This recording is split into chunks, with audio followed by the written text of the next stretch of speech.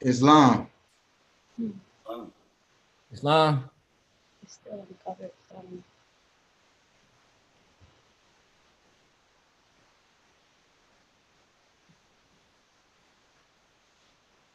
Islam. Islam. Islam. Islam. Islam. I give praises to Allah and honors to Prophet Noble Drew Ali.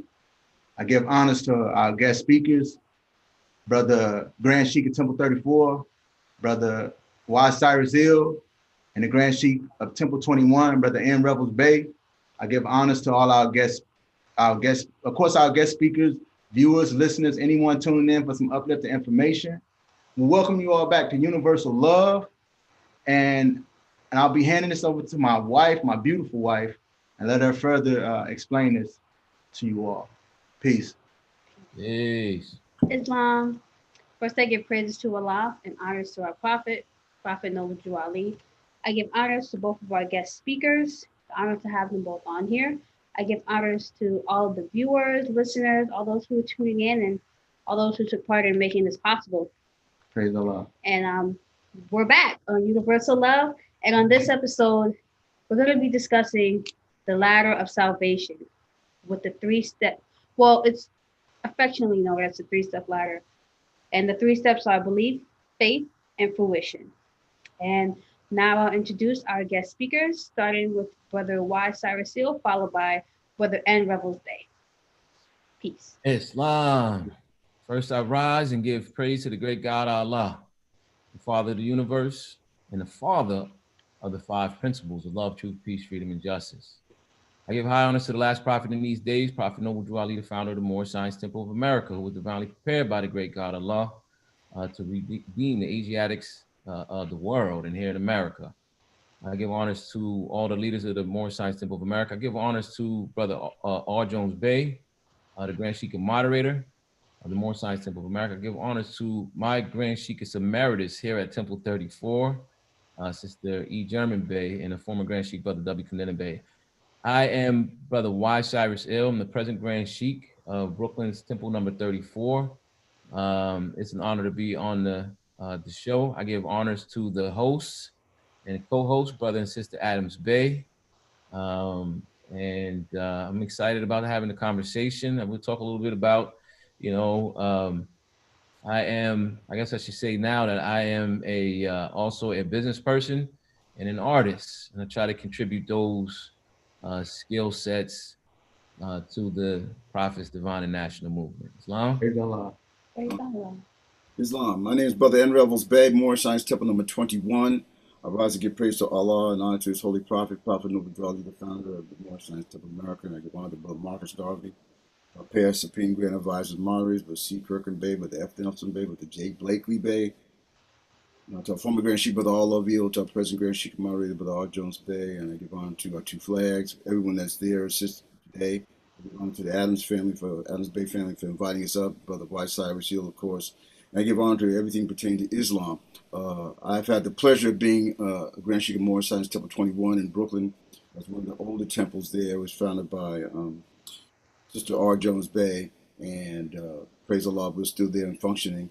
And I had a chance to go through different offices, and I had one of the highest offices I held was actually Assistant Grand Sheik of the Moorish Science Temple of America for a while. So it's a blessing to be a part of this organization, and I honor all those that are here with us on this call and this video that they can come and learn about the holy teachings of Prophet Noble Drew Ali for the uplifting of fallen humanity, and make those things to make us all better citizens. Peace. Islam. Praise Allah. And as it was said, we're speaking about the ladder of salvation. And that's in chapter 7 of Jesus and Lamaze. Jesus explains to Lamaze the meaning of truth. And I'm going to go over to divine instruction 26. Hold on. No, divine instruction 25. Lamaze asks, pray, what is faith? And Jesus said, faith is the surety of the omnipotence of Allah and man, the certainty that man will reach deific life. Salvation is a ladder reaching from the heart of man to the heart of Allah. It has 3 steps. Belief is first, and this is what man thinks perhaps is true. and faith is next, and this is what man knows is true. Fruition is the last, and this is man himself the truth. Belief is lost in faith, and in fruition, faith is lost. And man is saved when he has reached the epic life, when he and Allah are one. And this leads us to our first question. Can you explain some of the symbolism behind why salvation is a ladder? So, And that's open to you, brother Wildstars Hill. Islam. This is a good question. This is a great discussion. And I wanted to make sure that I gave honors to the Grand Sheikh of 21, brother In Rebels Bear, and give honors to the charter, give honors to man when man honors man. I give honors to the Grand Sheikh of Temple 54, also here in New York, and our Grand Governor, brother C. Hurt Bey, his assistant, brother K. Richardson L. As I was saying in a conversation we started yesterday, that it's important to note that what the Prophet put together is a very complex yet simple system. In the system, it says in our questionnaire, what is the purpose of the Moorish Science Temple of America? Is to uplift fallen humanity. And in uplifting fallen humanity, the Prophet essentially points to not only the names that delude to slavery, but also the principles. And when you talk about the principles and applying the principles, which, these points I want to make as we proceed in the conversation, it happens in degrees.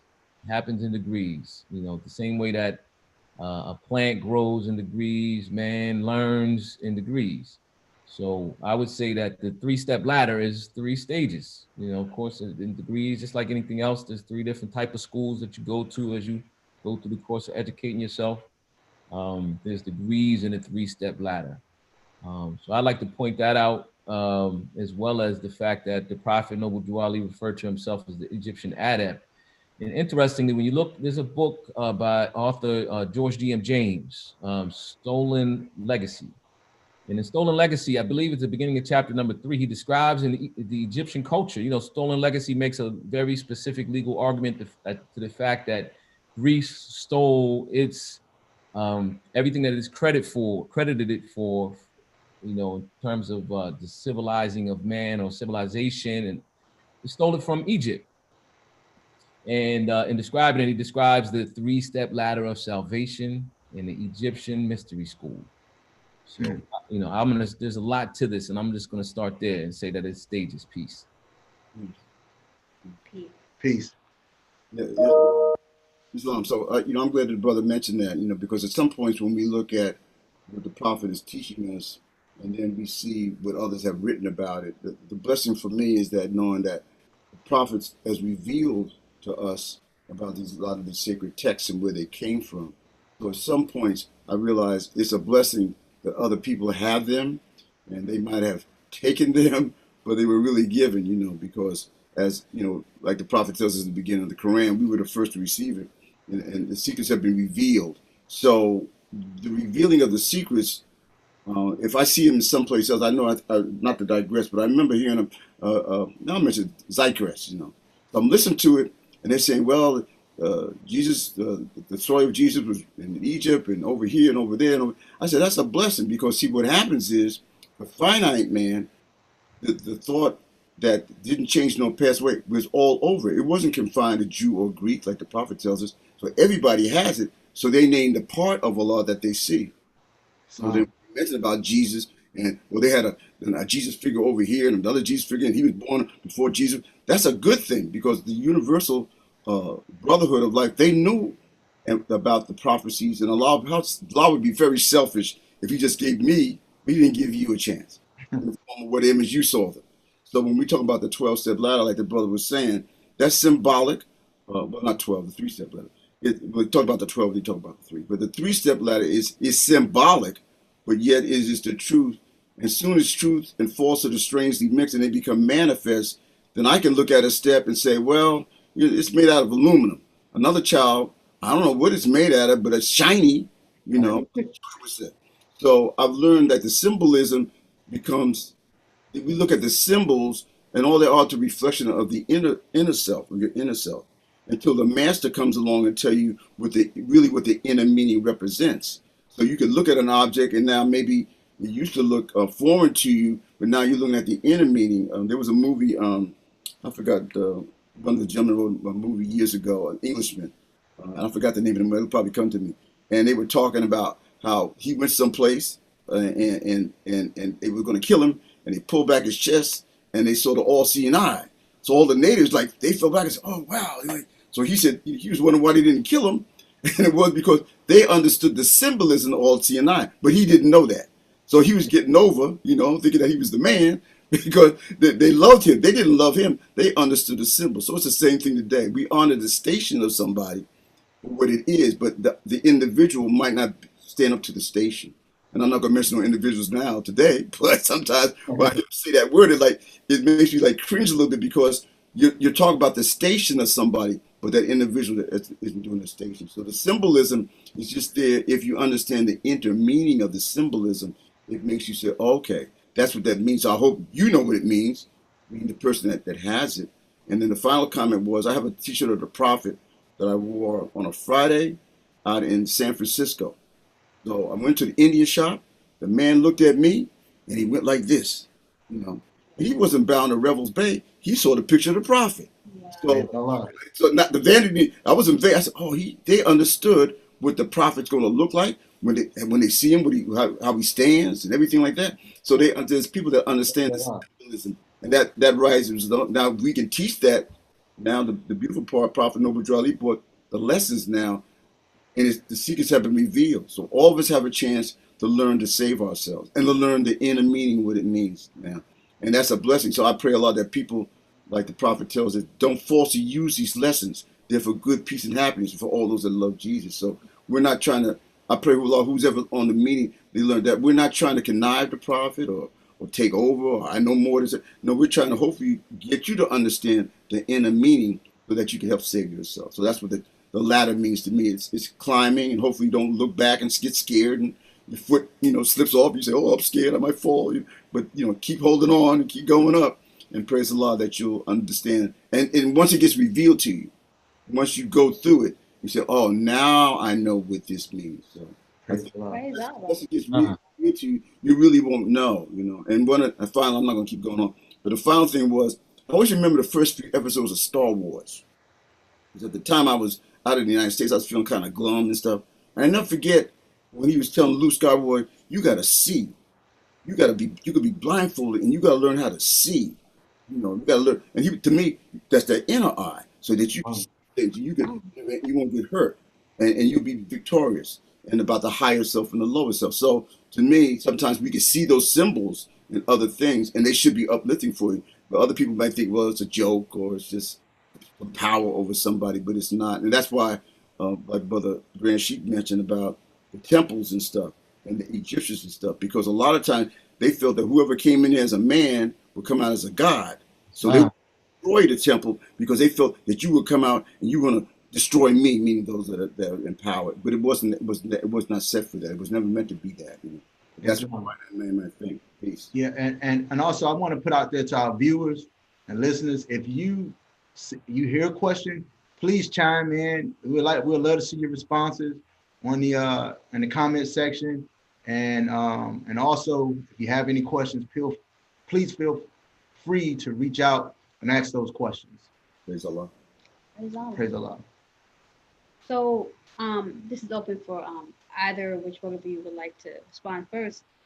Why do you think that belief, faith, and fruition are the steps on the actual ladder? Islam. I'll jump in, and I wanted to, Brother Revels Bay just said, but I wanted to make sure that the Moors were clear on that, connecting the ladder of salvation and how the prophet, brought that for us. It was the ladder that took man from, one state, being entry level, a student seeking, right, to the level of God, taking him to deific life, which is what the prophet describes in the Holy Quran of the Moorish Science Temple of America. So it's like chapter 10 where it describes the universal law is wisdom, will, and love, but the world sees him from different points of view, but everywhere he's the causeless cause and the rootless root, which all things have grown. So yeah, the ladder of salvation, I believe it's 3 steps because again, of those 3 degrees. And at this point, I wanted to point out that the prophet's program, which includes a mission, instructions, there's a map that man will go came from the heart of Allah, right? It's the seed with all the potencies of Allah, and it would unfold. It would go, into the soil, placed in the soil of soul, end up on the plane and manifest, and then leave the plane and manifest that map on chapter 1. All of those lessons and the teachings, including specifically what we're talking about tonight, chapter 5, the workshop of the mind, they're all interconnected. It's very important to understand that the prophet system is interconnected and very accurate. And I would say this 3-step ladder overlays in this system very concisely. The 3 stages of belief, faith, and fruition. And then to end this point in short, I always tell the Moors in Temple 34, we talk a lot about believers that are seeking truth. And then you have another group of people that are not necessarily seeking truth. I'll go into that later. Believers come through the doors of the Moorish Science Temple of America because they heard there was a prophet that left a mission and instructions and teachings. And they believe what they heard and they want to know for themselves. So they come through the door. That's what brings you through the door. That's the belief that brings you through the door. You want to, and it's very interesting when you observe, that is what drives the Moors in. Faith is once you come through the door and you hear the message and you go out and you double check it. If you're intelligent, you don't just, man knows not by being told. And then you realize what you were told is accurate. And that's faith. That this is a real prophet. This is the real deal. We are the Moors, and everything the prophet said was right. And then fruition that's the stage. And fruition is the last stage in the Moorish Science Temple of America. I would say that once you realize, okay, well, you are now in an official temple, just like you are in the Kemetic mystery school. Now you got to change yourself. You have to transform yourself. And that's a whole other part of this process. That has nothing to do with double checking what the prophet said. That has to do with you being able to take those lessons and apply them. In chapter 26 of the Holy Quran of Moorish Science Temple of America, there's the chapter entitled Holy Instructions of Unity. Instruction number 10 says something very profound to the listened, to the keen ear. It says that the attainment of virtue, the wise man accounteth as the highest learning. The attainment of virtue. You can translate that into the application of the 5 principles. Application can't be studied. It can't be, you can't just know. You gotta get the tools out and begin to pound those in. And that's a whole process. So yeah, 3 steps is necessary. Peace. Peace. Peace. Praise the Lord. I'm glad the brother mentioned that how necessary they are. And, to come into the Moorish Science Temple and you're taught so many things that, are really 180 degrees what you probably learn wherever you come from, because once the prophet reveals certain information to you, you have to, in yourself anyway. I know when I came in because somebody said something and it sounded kind of good, but I didn't know what it was. I never knew it was. Sometimes the Moors are speaking, you just fly right over my head. I don't know what they talk about. I didn't know because I didn't come from a household that maybe had religion, but they might not have taught divinity. So in other words, they believed in certain things and they loved Jesus, but that doesn't necessarily mean they were really studying anything about his life, mission, and work. So since the world is awry, the prophet comes along. And one thing I've learned that you have to trust whoever your leader is. Whoever leads you in, it's like going to school.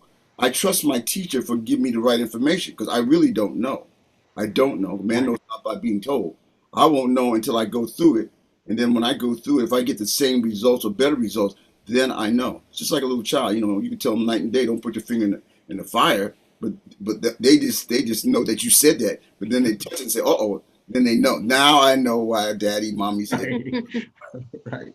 So the prophet is our father. He's a brother to me. is the thought of Allah made manifest. So it's on me to understand the lessons. And the beautiful part is, if I ever get discouraged, when it's in a proclamation, you turn your car button feds. If for some reason you get discouraged, you don't want to be this way, because your lower self doesn't really want that. It wants something that's satisfying and self gratification. So to understand those degrees of the ladder, the faith and fruition, you got to go through some stuff. Whatever you go through in life, hopefully, well, like the prophet tells me in chapter number 1, through the buffetings and woes, then you'll know. Just like Jesus said when he went back in the day, said, he had traveled to many lands, and through the buffetings and through the woes, then he really knew.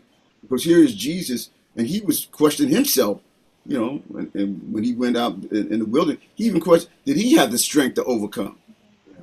So those are the things that we're talking about, that there's an individual choice. It's really not a group function. It's an individual choice.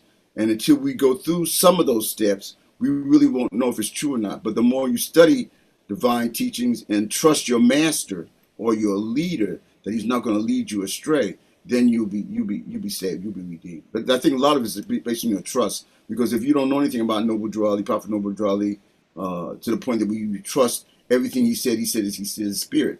But if you don't believe that or don't think that's true, then it's only through Allah and his love for you, which he does love you. He'll send you through some things, and then maybe you'll see, yes, this is where I need to be, and this is where I need to keep studying so that I can perfect it. Peace. Islam. And we have a question that says, what is the difference between a ladder of salvation and a 12-step ladder? Mm-hmm. Brother Rebels back. Keep going first. If you want to go first, Grand Sheik, I'll wait. I'm excited. I don't want to answer all the questions. So we talked about the 12-step ladder. So when we talk about the 12-step ladder, the force is the will of Allah, the power, and then in the consciousness band is art. So all of these things go on the 12-step, and then symbolically speaking, my song, Ravana song rather, Jesus climbed up a 12-step ladder. So all of those things that are in our Quran explains what the 12-step ladder will be. And again, they're all symbolic of how you're going to get closer to Allah. So the more you study divine instructions, the more they will be revealed to you. But the prophet tells you what they are. I mean, if we go back to the chapter, the tools it's in the workshop of the mind. And all these tools, he says, then later on, he says, and on the 12-step ladder we ascend until we reach the pinnacle of which life is meant to spend to build the temple of perfected man. So he talks about the plane, the acts, all of these things that one has to do. And it's physical in that you know what it means physically, but it's a spiritual cleansing that you're basically trying to do. You're trying to purify yourself. And if you never went to any type of purification, then we don't really know what that is. I didn't know what it is. I mean, I thought I knew what it was, but until I read the divine instructions, and then I trust in the divine instructions, that's why you got to chip away. You got to ungainly parts, all of those things that we have learned to the point, like the prophet said, that we have to learn to love instead of hate. Learn to love instead of hate. Learn to love instead of hate. As simple as it is, it's like, oh yeah, but it's got to be more. I mean, no, learn to love instead of hate. Islam. Always have to say, no, man, it's got to be something else. That's too easy. You got to learn to love instead of hate. So the more we learn to love, love ourselves, those are kin, those are no kin, and guess what? The stranger at your gate, and don't forget the foe that seeks to do you harm. How do you like somebody and he's trying to do you harm? He tells you the foe that seeks to do you harm. But this is what we must do. So if a brother says, "Well, I don't want to do that," well, then you're cheating away your own salvation. That's why you can't falsely use these lessons, because it's not going to work for you. But they will work if you follow and trust in the prophet. And no matter whatever you go through, it's really for your higher self. Really for your higher self. So, and you got to go there. And the one that you're really going to have to learn to master, that everybody's going to do, is that thing about death. How many people we know have come back from death? I mean, we read about it, but it's like, oh man, death. So these are the challenges that we come through on the plane of things made manifest. And the more we study our Quran, we learn about the things of the plane of things made manifest. Then we got to go to the soul plane, and then we'll get back to the spirit plane. But we can ascend right now, and that's why Jesus came to show you that you can do it right now. But you have to do it with love, purity and love, and then you can go back and forth between flesh and flesh divine, all of those things. Praise Allah. Islam. One of the things I wanted to try to demonstrate is this interconnectedness, if you will. I don't know if that's a word. The connectedness of all of the teachings in the Quran. And similar, the question that you ask is the relationship between the 12 and the 3-step ladders. When you similar to in the Quran, there's two areas where truth is discussed in detail, but it's almost like they're different degrees of truth. One is in chapter 7. The Lamas Brahmas asked Jesus, "Pray, what is truth?" And Jesus describes truth, and I always say that it's in a very scientific way. It's almost like he's Jesus gets metaphysical. He's like talking about quantum physics. When he says the things we see are just reflexes just appearing while the ethers vibrate so and so, and when the conditions change, they disappear. That sounds no different than what scientists and are talking about today when discussing black holes and quarks and atoms and science like that, quantum physics. But then there's in a chapter on insufficiency of knowledge, Jesus talks about the truth. Not Jesus, but the Quran talks about insufficiency of justice. How are you supposed to arrive to the knowledge of truth? And I know I chopped that verse up a little bit. And then it describes how you have to pursue truth and bow down to her footstool. And it explains truth in a very mundane way. As a matter of fact way. This is how important truth is. This is how you find it. You have to try hard and you have to look, and you can't be afraid to tell the truth to people, whether they're going to become your enemy or not. And similarly, I believe that the 12-step ladder and the 3-step ladder are related. The 3-step ladder to me is much broader. I think it speaks in general stages of life, the process of transforming yourself, right, between faith and fruition, versus just beginning to learn by believing something and wanting to study it. The 12-step ladder, I believe, gets almost into like the education system in stages of teaching a child or teaching an adult. Start with obedience, you end with science and religion. And I believe that those are kind of the difference. One of the things that's interesting to point out, and I'm going to end with this, is that even the 12-step ladder, these are the same lessons that you would teach someone that is learning to learning government, right? And government, is not only a law as a governor, right? The governor of the world, right? You have governors of different states, right? Civic governors. We have governors in our organization. You govern your home, and most importantly, you have to learn to govern yourself.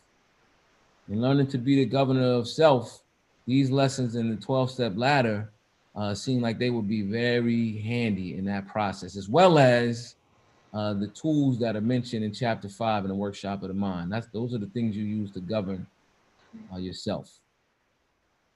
Peace. Peace. And also, as the brother's saying, I think that when we talk about the governments of the world, he's buried them in each by their own nature, conforms to his will.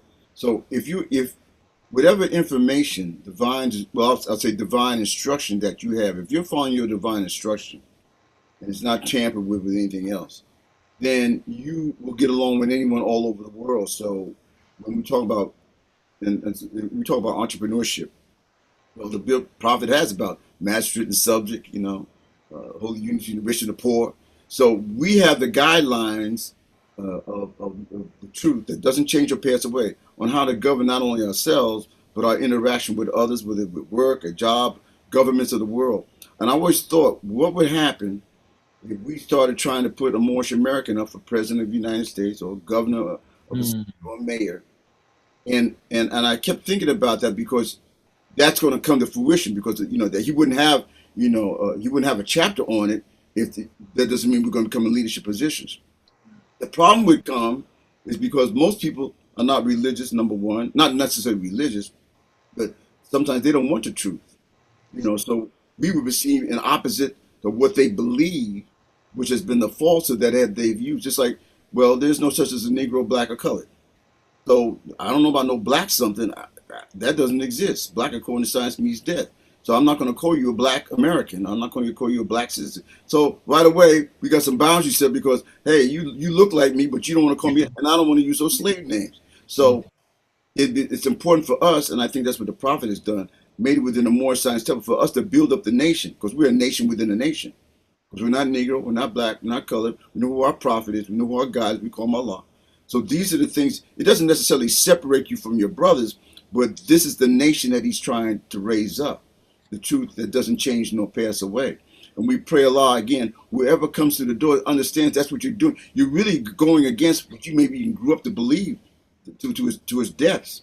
Because now you don't cling to those things that delude to slavery. Well, no disrespect to anybody. No Halloweens, no Christmases, none of those things, no Valentine's Days and stuff. So all of these things are symbolic of something that got distorted, and we're taking them to be true today. Well, the world has taken them to be true. So yeah, at some points, the Moorish Science Temple is anti-falsehood, and anti-falsehood is like almost 24/7 face all the time. It's going to make us different.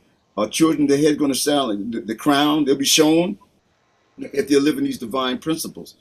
So it's important for us to do them, to pound in the precepts of love, truth, peace, freedom, and don't get scared. Don't think that what you know is so different and so wrong that it alienates you. In fact, I used to think it would alienate me from my relatives, right?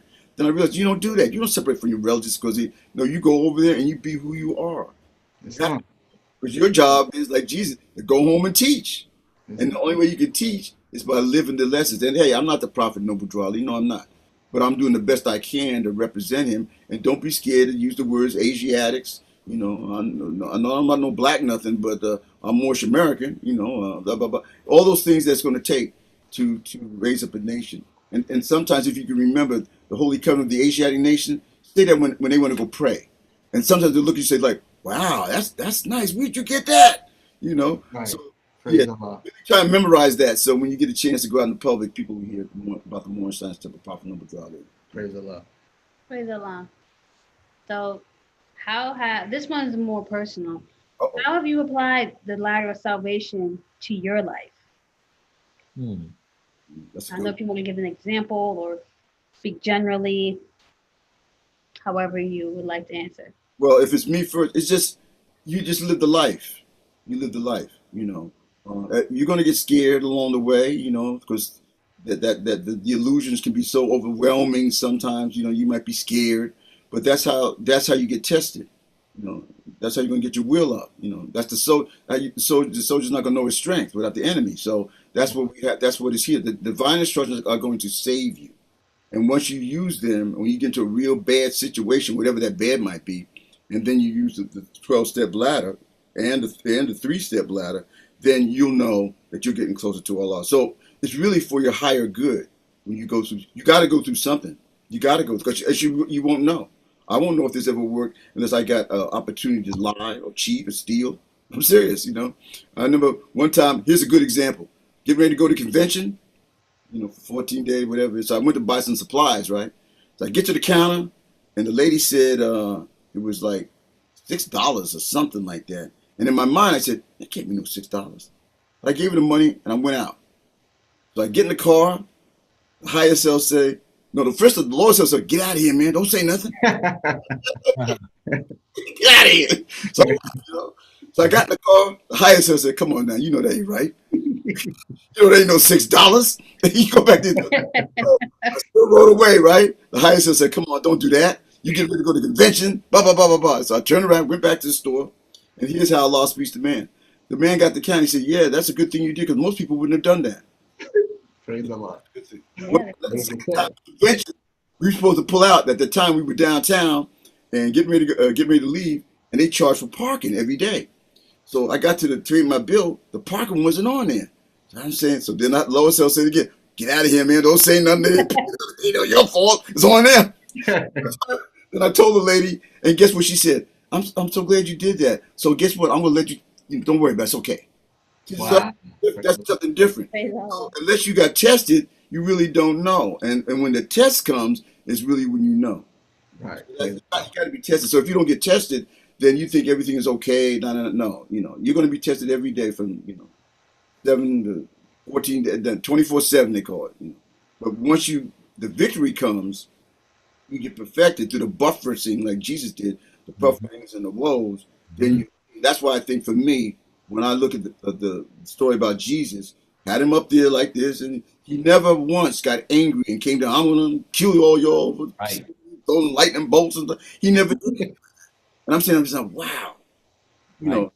know, how can you, that's so have that kind of love for people, and they're trying to, the foe that seeks to do you harm. Islam. Yeah. So that's deep. When what we're learning, brothers and sisters, I believe, if you really hold on, it will be revealed to you, and you'll turn your tears and he'll turn around and you smile and give you the strength, Yes.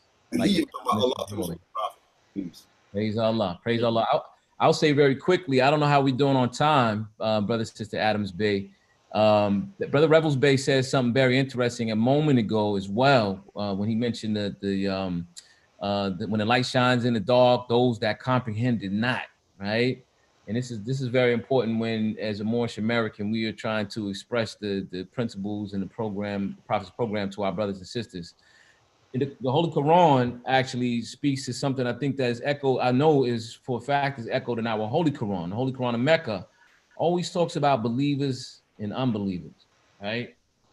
People those that believe and those that don't believe. Prophet Muhammad was explained to don't try to make somebody into a believer, just put the truth in front of them. And if they don't want to believe, that's not for you to try to force them to believe. In our Holy Quran, it talks about there's a dichotomy between truth and falsehood, the higher self and the lower self, the wise man and the fool, and the attributes of each, right? Cruelty versus charity, vanity versus humility, and so on and so forth. Sincerity is is a very, very important thing in terms of being on the 3-step ladder of salvation, being a Moorish American. And I would just simply say, if you're sincere, you will be looking at the lessons on this ladder and not only to teach your children, right, which is what the title is instructions for your children, but you can double check and make sure, hey, did I learn every one of those as well? And that type of sincerity will force you to go back and double check. So like Brother Rebels Bey said, the sincere Moorish American knows that Allah knows the secrets of your heart. So you like, not only am I watching what I'm doing, I better watch what I'm thinking and how I'm feeling. Because Allah knows, He knows that the thoughts of thy heart are naked to His view. Peace. Peace. Islam. Is this ladder physical or mental? From the audience. It's from the audience. Which ladder, the 3 or the 12? The 3. 3-step. 3-step. We only brought up the 12 because of the question. That's easy to say. It's both. It's both in. And the reason why it's both in, because man is truth and false and strangely mixed. Man has to see his God, So the prophet made it possible. And it's beautiful because, see, you're manifested in flesh. And you're the pride of Allah's creation. So he gives you symbolism of things so that you can reflect on the inner meaning of things. So yeah, it's a physical ladder, but now the inner meaning of this ladder is, there's steps. I got to hold on strong. If you never, and the thing of it is, I think we'll use it as a child. If a child never put his hands on a ladder, he won't know what it is. I mean, he'll see it, but unless he tries to use it to climb up with it and put it against something, he really won't know what it means on a physical level. So the spiritual meaning or the inner meaning is more important. Mm-hmm. But it's just to reflect on the inner meaning. But if I never have any instructions on both the outer meaning, just the physical, then I really wouldn't understand the inner meaning. And we talked about it yesterday about a hammer. The first time I got a hammer in my hand, and not the first time, but when I had the hammer in my hand and to do something around the house, then I'm thinking like, wow, I remember that chapter about the hammer, pounding the truth, And I realized that when I had the nail, I had to really concentrate with the nail because if you didn't, you hit your fingers and all that kind of stuff like that. You say, oh man. And if you hit the nail wrong, it falls all over. So I was learning that at that point now that I had a physical hammer in my hand and I was thinking about that chapter, I said, wow, now the truth came manifest to me. So you can imagine Jesus as a child with those tools coming up, up the ladder. And he had the physical tools, but he knew the inner meaning of the tools as well. And building dwellings, symbolic dwellings for the sons of men. And symbolic means you're actually building a house for somebody, and hey, that's what we're talking about. So it's both and. But if you don't understand the connection, how the connection that goes, the thin line you're dividing divinity and matter, then it doesn't mean anything. That's why finite man is just physical. Him don't mean nothing. Finite man. So those of us trying to learn the spiritual aspect, we're trying to dig down deeper to understand how this transcends anything that's physical, and it's really spirit. Goes back to spirit. Peace. Through the soul into the spirit plane. Peace. Islam. I would agree with that. I would say that Brother R. Jones Bey says very often, he always talks about how this is a thought movement. I heard Holy Quran, in one place in the Holy Quran, Lamas Brahmis of all people, I believe it's the person that said that man is mind. When Jesus corrected him, he didn't correct that particular part. And I would say when you think about the when you look at the three-step ladder of belief, right? And again, I always like there's something about this temple. It's an excellent way of describing man going into the tunnel that is going to take him and make him into a god, man or woman, right? So you came through that entry level of that door. When we just said what made you go in the door was you believed. Right? That's a thought. I believe. There's some knowledge in there that I need to know. They said they know who we are. Faith is when you took the knowledge that you got and you went and double checked it. That's all thoughts, right? And fruition, I believe, is when you perfect most of the tools in the workshop of the mind where things are made of thought, and when we build up character, things are made of thought. You perfect the way that you think. And this even goes further, but I won't belabor the point. If it comes up later, I'll expound on how in chapter 1, when it says that when we leave the plane of flesh and then we go into the plane of souls, there's unnumbered foes that we have to face. What are those unnumbered foes? You think there's an army of soldiers up there that want to battle you and take you down with a sword and a shield? Or are you battling something in your mind, like misconceptions, misunderstandings, right? Perfecting the things that you have that you didn't perfect when you were on this plane. Like we battle our vanity, we battle our cruelty, we battle our ignorance. Islam?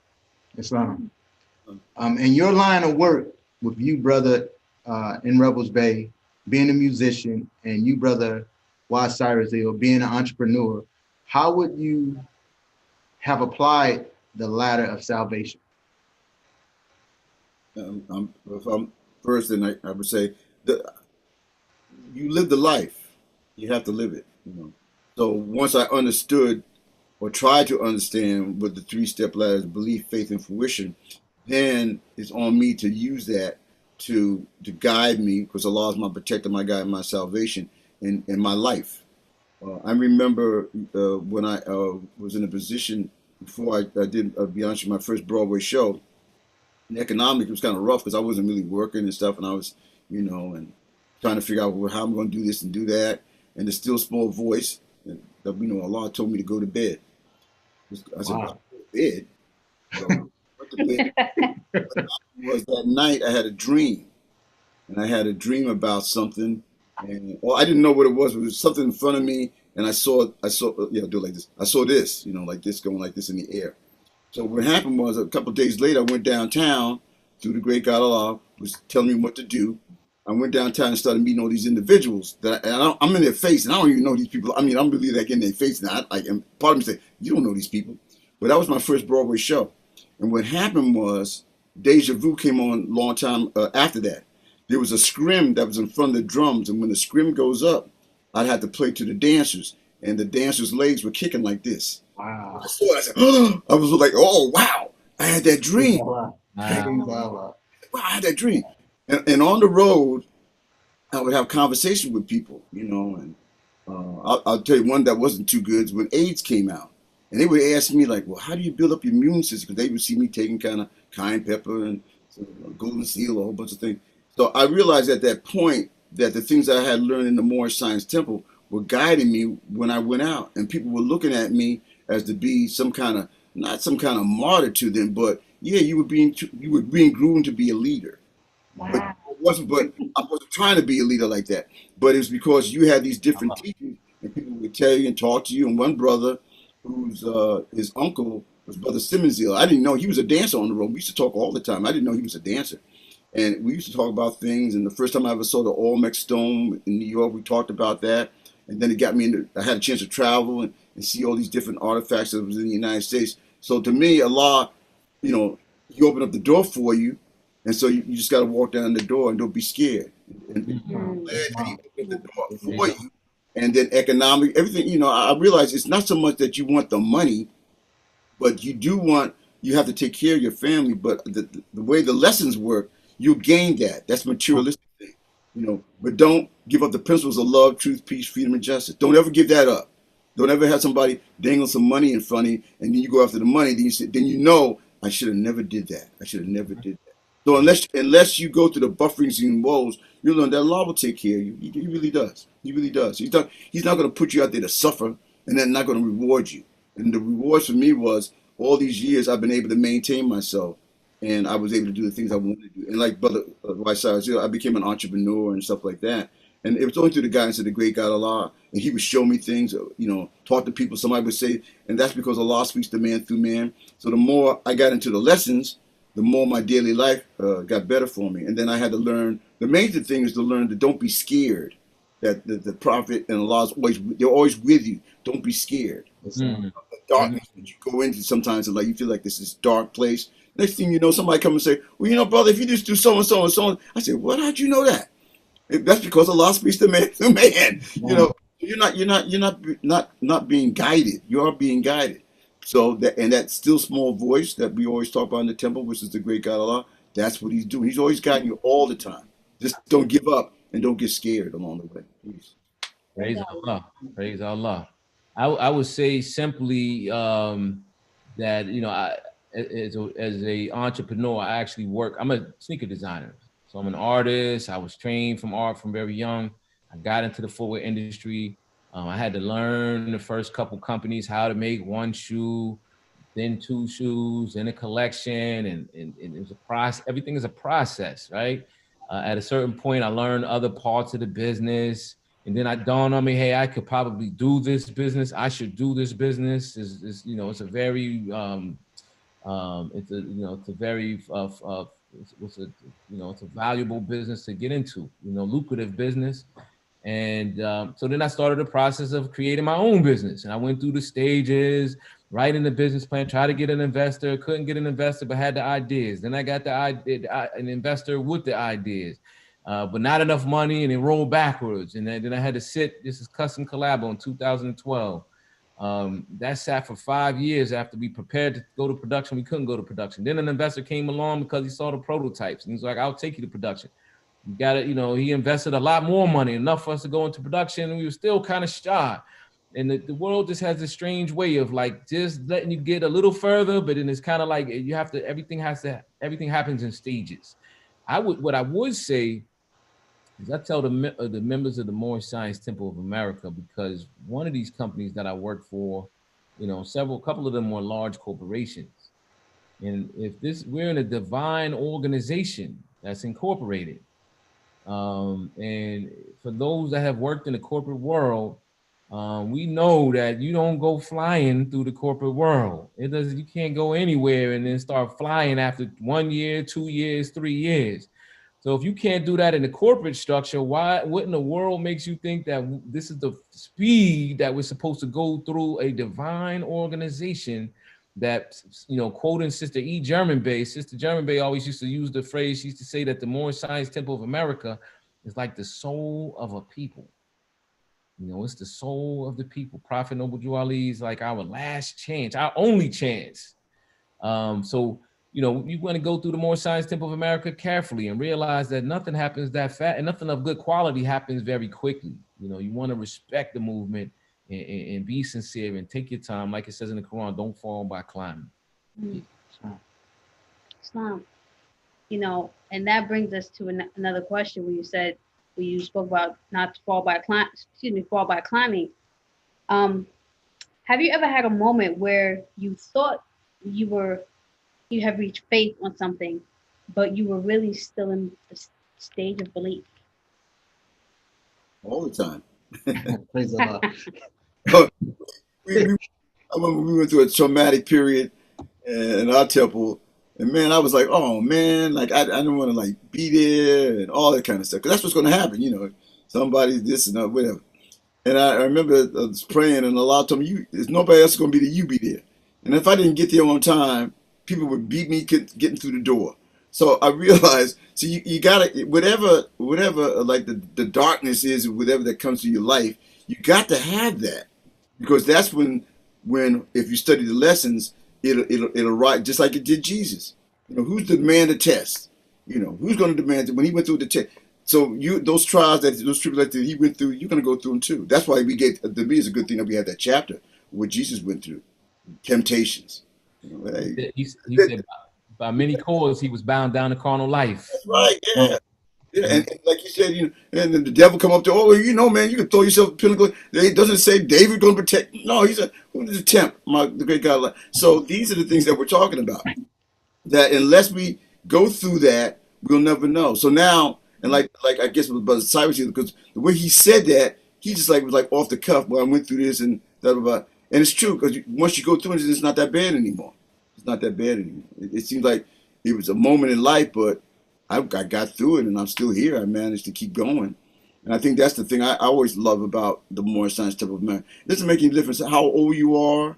I was telling a friend of mine, and he felt that he couldn't, he was too old to do so. I said, you're never too old to do anything. Islam. I told you because you're too old to do this, but you can't do that. I said, no, man, you learn from the cradle to the grave. We keep going and going and going. And that's what Allah has made you. You're the pride of his creation.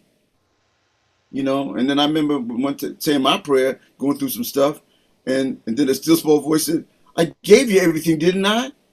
I said, what? Very plain as day. I gave you everything, didn't I? He gave you the key. What did Jesus say? To you I give all power in heaven and earth. So I gave you everything. What else more do you want? I gave it to you. So when we're in the Moorish Science Temple, we realize that Allah gave us this already. Your salvation has been fixed. Stop worrying about how the salvation goes. Like the prophet says, your salvation has already been fixed. Sometimes we worry about how we're going to get around, but it's already been fixed. But I'll tell the Moors now who on the call, and I guess I don't care who wins the election. I don't care. It's what are we going to do as a nation of people? Not as what he's going to do. It's what are we going to do? And so the world's arrived because they're trying to get these leaders, and the leaders that they might have maybe don't have these 12-step ladder.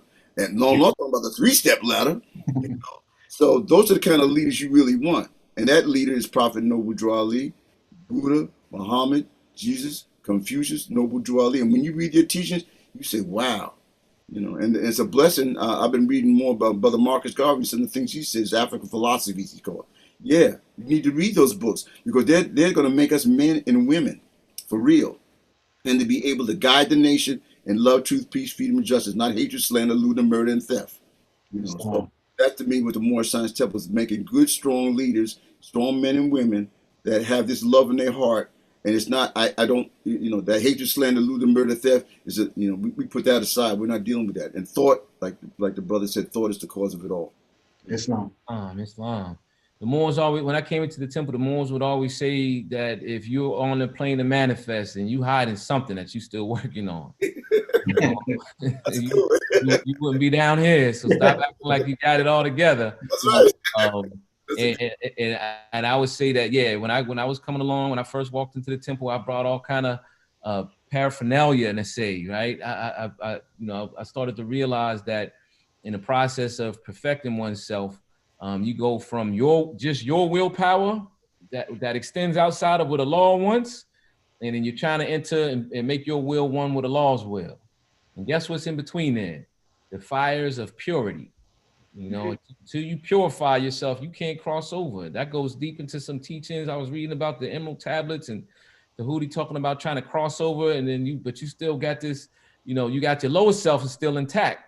And those things create a problem. So I would say that, the process of coming into the Moorish Science Temple of America, belief and faith is very much so blurred. The things that you have to learn so that you're sure Prophet Noble Drew Ali, you sure you believe in Prophet Noble Drew Ali?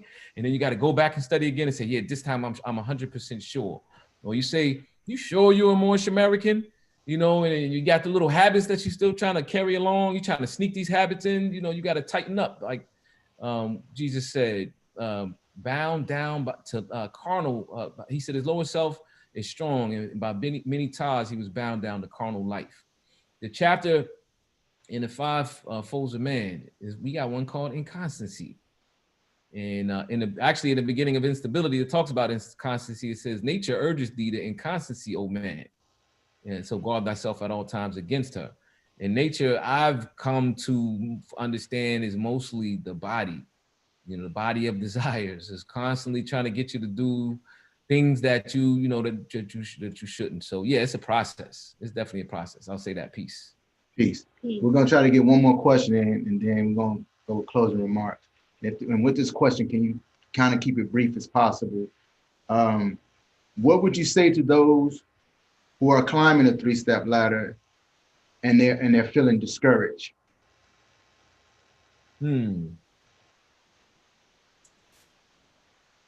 That's a great question.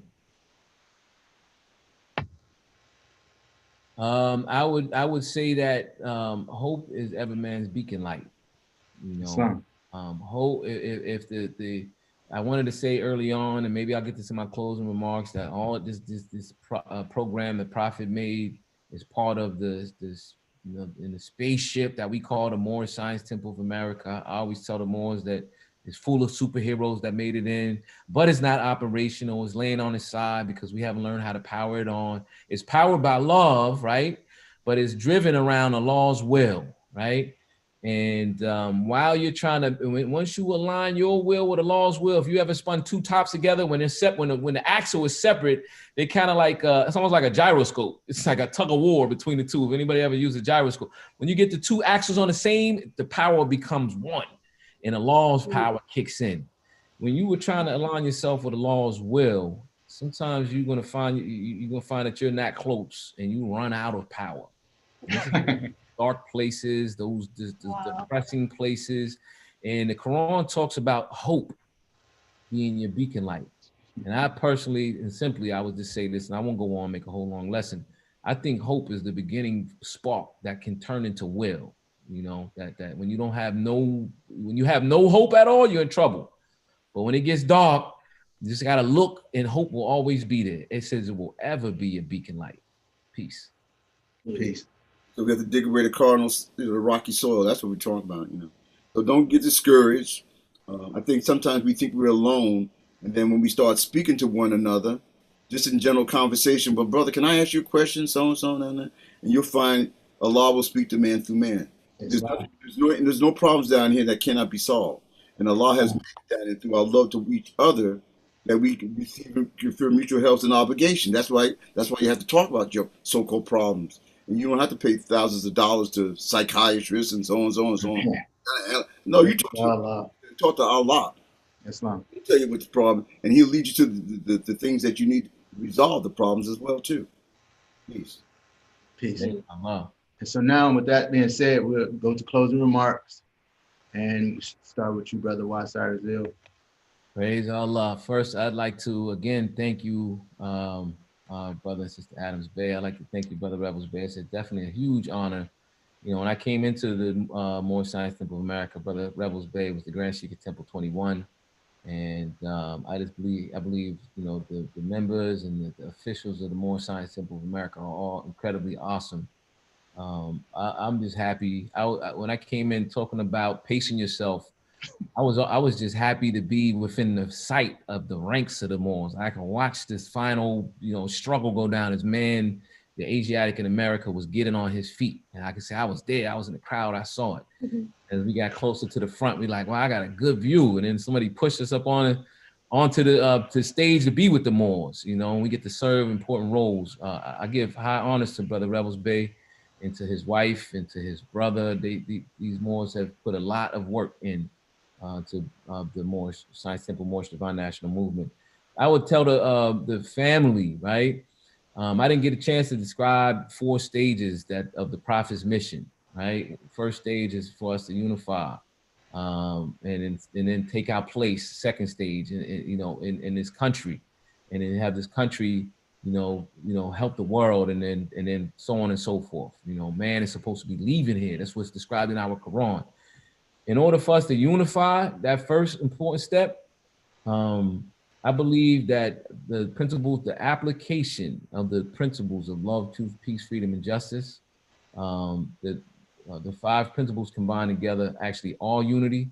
If we can get our members to apply, right, attain the virtues of love, truth, peace, freedom, and justice, I personally know that unity will happen automatically.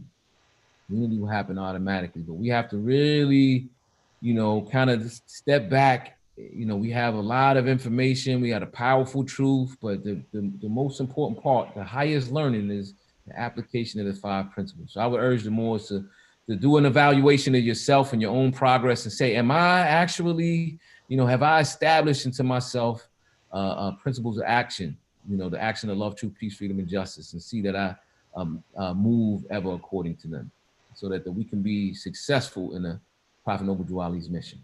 And with that, I say praise Allah and peace. Peace. Well, thank you, Moors. I'm going to be here and praise Allah for the Adams Bay family for inviting me, and Brother Y. Cyrus Hill and all the Moorish Americans and our guests that are online today to see the lessons of love, truth, peace, freedom, and justice.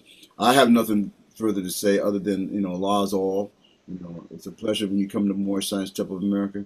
Get yourself a copy of the Holy Quran of the Moorish Science Temple of America, and our aims, our hopes, our goals, and on how to perfect ourselves. And it says here, I'm just going to be part. It says, dear readers, do not falsely use these lessons there for good, peace, and happiness for all those that love Jesus.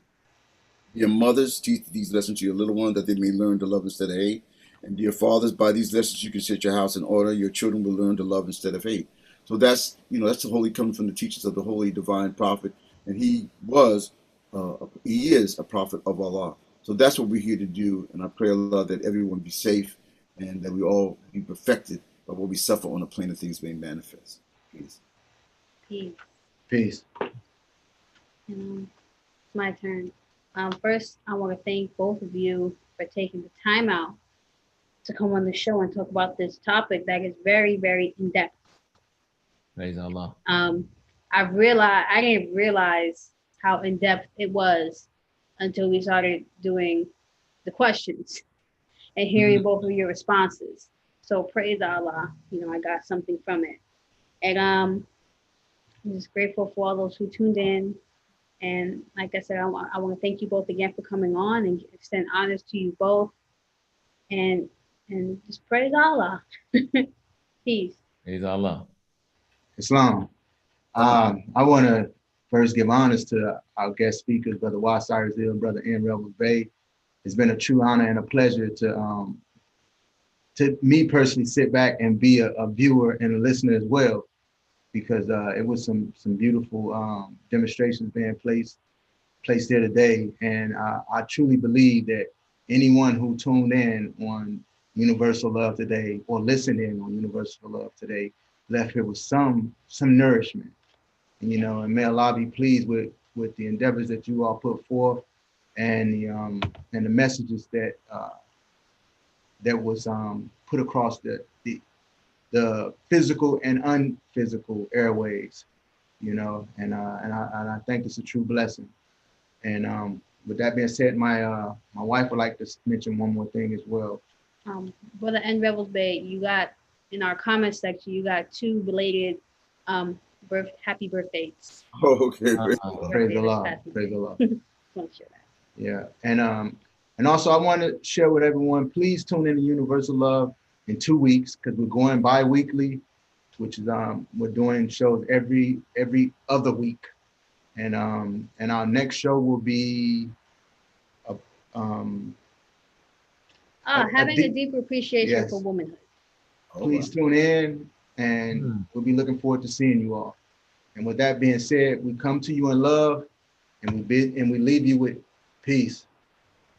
Peace. Happy birthday, Brother Revels Bey. Thank you, my brother. Allah be praised.